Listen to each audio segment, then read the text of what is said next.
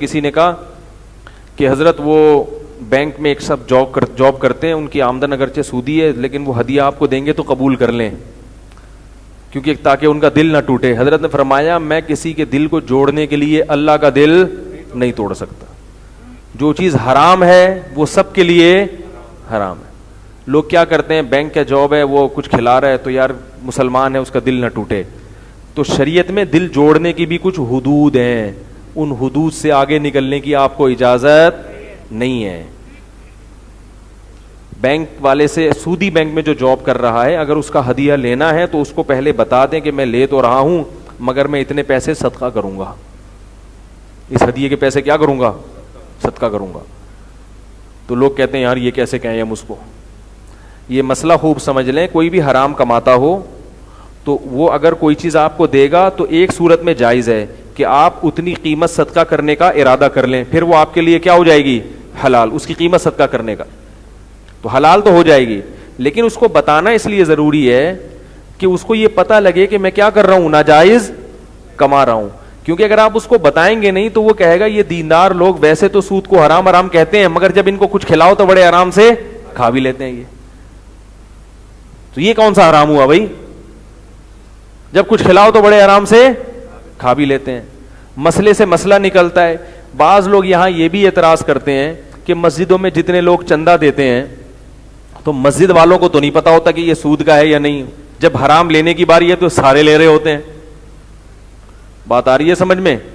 تو یاد رکھو, چاہے مسجد والا ہو یا کوئی بھی ہو, جس کے بارے میں آپ کو یقینی پتا چل جائے کہ یہ حرام کماتا ہے اس سے ہدیہ لینا جائز نہیں ہے. جس کے بارے میں پتا نہ ہو اس کے بارے میں جائز بھی ہے اور اس سے تحقیق کی اجازت بھی نہیں ہے, کیونکہ تجسس شریعت میں کیا ہے, منع ہے. اب کوئی آپ کو کچھ کھلا رہا ہے, آپ پوچھے کیا کماتے ہو, یہ غلط ہے. حدیث میں آتا ہے, حضرت عمر کا قول ہے, اب ہیمو ما اب ہم اللہ, جس چیز کو اللہ نے چھپا دیا اس کو. اب لوگوں کی تحقیق نہ کرتے تو کیا کماتا ہے, تو کیا کماتا ہے, تو کیا کماتا ہے, کیا مسلمان ہے تو حلال ہی کماتا ہوگا, اس لیے کسی کے بارے میں تحقیق کی اجازت نہیں. ہاں جب پتہ چل جائے پھر اس سے احتیاط کرنا لازم ہے.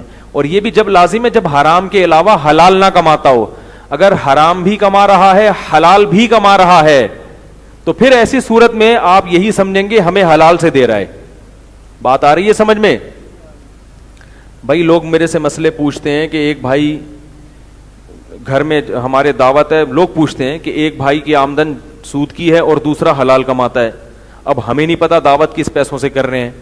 تو فتویٰ یہ دیا جاتا ہے کہ جب آپ کو پتا نہیں ہے تو آپ یہی سمجھیں گے کہ کس سے کر رہے ہیں, حلال سے, کیونکہ شریعت نے اس معاملے میں آسانی رکھی ہے. کیونکہ اگر اس طرح تحقیق کر لیں پھر تو دنیا میں کسی کام کا نہیں رہتا آدمی. ہاں اگر وہ خود کہہ لیں کہ وہ والے بیٹے نے دعوت کی ہے جو بینک میں ہے تو پھر جائز نہیں. آپ بولیں بھائی ہم نہیں کھا سکتے, ہمارے لیے کیا ہے, بڑا مسئلہ ہے, اجازت نہیں ہے ہمیں.